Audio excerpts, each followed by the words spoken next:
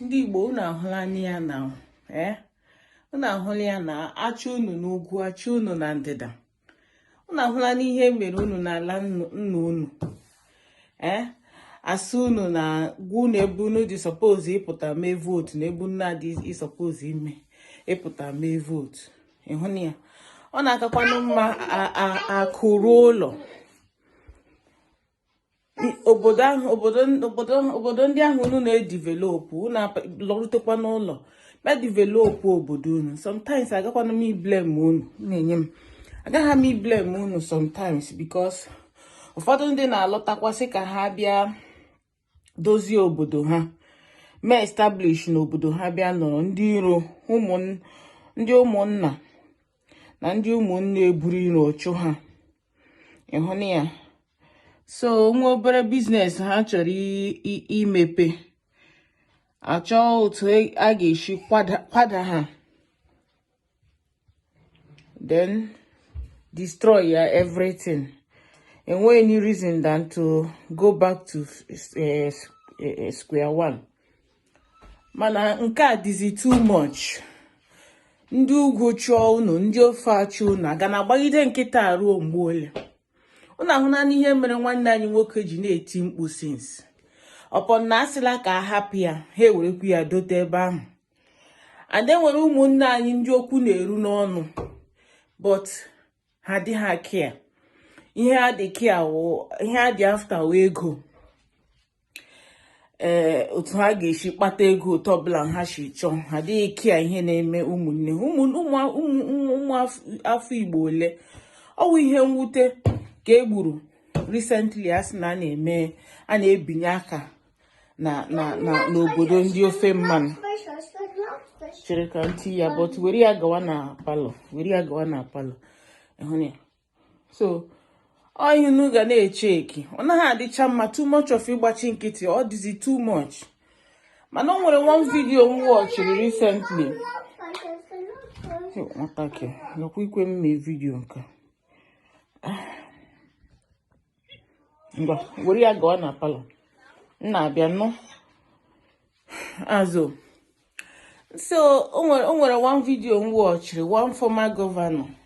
Somebody bịara na-ayị ya si ya biko na ọ trayịkwanụ na o nwere ikikere na ọ chọọ ime ya na ọ ga-eme ya ka o nyere nwanne anyị nwoke aka ịhụ ụzọ ka a ga-esi kpọfụta ya ebe ahụ. Adị m total surprise. Ọkọrọ gbago ya akọrọ gbada bido na-eto onye isi ala. O ji wukwara ezigbo mmadụ, o ji mekwa nke a, o ji wuo this one. Ihe a na-achọkwa ka eme nwoke abandon that place ka o nwee ihe ga-eme ya tomorrow, mana Chineke agaghị ekwe. Mana ihe m si ma jụọ, enwere ndị asị ndị dibịa, ndị asị okwu na-eru n'ọnụ ha, ndị wụ ọpụta ọgwụ ha na-eme elu na-eme ala. Nke a onyiziri unu?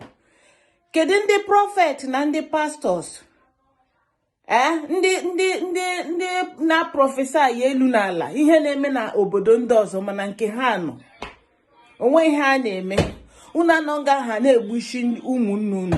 Ọkwa ihe mwute ọkwa ihe mwute n'ala mmadụ shipụta. Ịmakwa n'obodo anyị nọ, nwa ọbụla ị mụrụ here wee citizen. A citizen n'obodo a o nwere right onye obodo a nwere.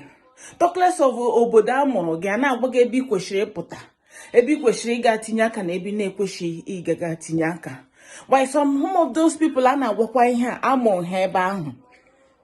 Unu mepe anya o. That is the only thing I have to say because mụ onye the thing gbara m anya mmiri. That's why m ji pụtasị ka m mee video a. Ọ gbara m ezigbote anya mmiri. Gịnị ka Igbo mere? Ka ihe ndị Igbo mere? Igbo mere unu gịnị?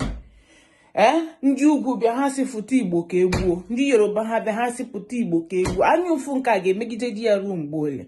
Mana ihe na-ewute m wụ anyị nwere ndị Igbo nọ n'ọchịchị, anyị nwere ndị Igbo okwu na-eru n'ọnụ nwere ike ịpụta na si lekwe ihe anyị chọrọ ya ka otu a ka anyị chọrọ ka ihe a mee, mana ha anaghị ekwu ka instead ha na-adịra ndị obodo ọzọ okwu. Well, mana ka m gwa unu